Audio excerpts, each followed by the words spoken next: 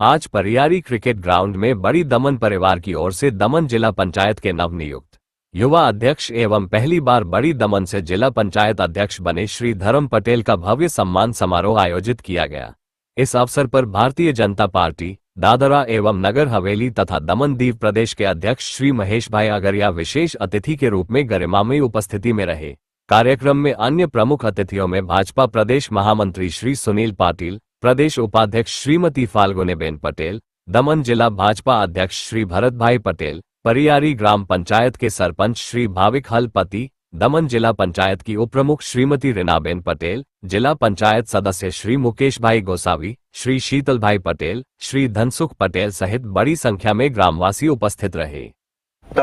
कदाच तमने एवं थतुं हशे के आज पहला कोई प्रेसिडेंटનું આ રીતે સ્વાગત કરવામાં નહીં આવેલું। ખરેખર મહેશભાઈ હું તમને કહું તો અમારા મોટો દમણના લોકોની લાગણી હતી એમ કે ઇતિહાસમાં પ્રથમવાર એવું બન્યું કે કોઈ મોટી દમણથી કે અમારા જિલ્લા પંચાયત મેમ્બરને પ્રેસિડેન્ટ જેવી મોટી જવાબદારી મળી। અધ્યક્ષપદ ખરેખર અધ્યક્ષપદ એક કોઈ પદ માટેની વાત નથી અમારા માટે એમ એક જવાબદારી છે એમ અને દરેક વખતે જ્યારે આ જવાબદારી મળતી હતી ત્યારે અમને લાગતું કે કેમ અમારા મોટી દમણથી કેમ કોઈ જવાબદારી નહીં મળે એમ। ખરેખર એવું તો નથી કે અમારામાં કોઈ લાયકાત નહીં મળે, પરંતુ થાય એવું કે હ્યુમન સાયકોલોજી છે કે કોઈ વારંવાર કોઈ એક જગ્યાથી આપણી ઉપેક્ષા થતી હોય ને તો આપણા અંદર બી એક ઇન્ફિયોરિટી કોમ્પ્લેક્સ ડેવલપ થાય કે આપણામાં એક નાનો હીન ભાવના આવતી જાય કે મારામાં જ કોઈ ખામી હશે। ખરેખર અમારા મોટી દમણના લોકોમાં બી આવું જ થવા લાગેલું કે જ્યારે કોઈ અમને મોટા પોસ્ટ પર કે આવી કોઈ પદની જવાબદારી નહીં મળે તો કદાચ એવું લાગે કે અમારામાં જ તો કોઈ ખામી નહીં છે એમ, પણ એવું નથી। પરંતુ આ વખતે એવું થયું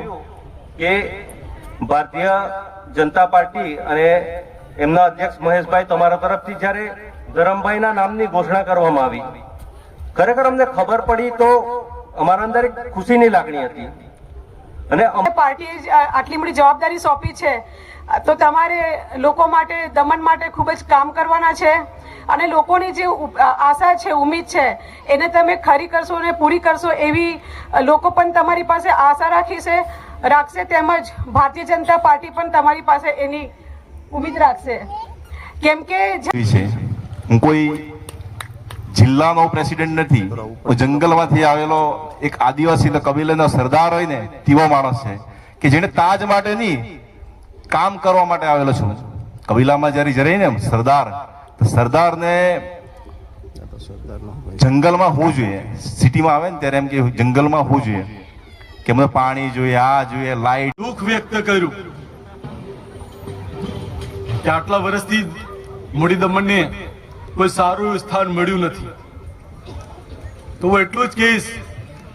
हर चीज का बदलना तय है, प्रतीक्षा कीजिए, किसी का दिल बदलेगा किसी का दिन बदलेगा। તમારો દિવસ બદલાઈ ગયો છે દોસ્તો ને એવા ભાઈને આપણે સુકાન સોંપ્યું છે જેનું નામ જ ધર્મ છે। આ પાર્ટીમાં ઓનેસ્ટીથી કામ કરનાર કોઈ પણ બેન હોય કે ભાઈ એ સર્વોચ્ચ પદ પર જઈ શકે છે એનું જીવતું જાગતું ઉદાહરણ હું જ છું મિત્રો। હું એટલા માટે મારી વાતને કરું છું, હું પણ એક સામાન્ય પરિવારમાંથી આવું છું, તેમ છતાં આજે પ્રદેશના અધ્યક્ષના પદ પર હું બેઠો છું।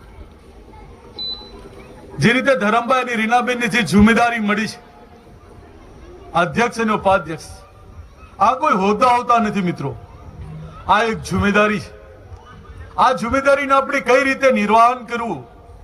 લોકોની જે આપણા પર જે અપેક્ષા છે એ અપેક્ષાને આપણે કઈ રીતે પૂર્ણ કરવું એ આપ સૌની જિમ્મેદારી છે દોસ્તો। ખાસ કરીને અમારા મોટી દમણના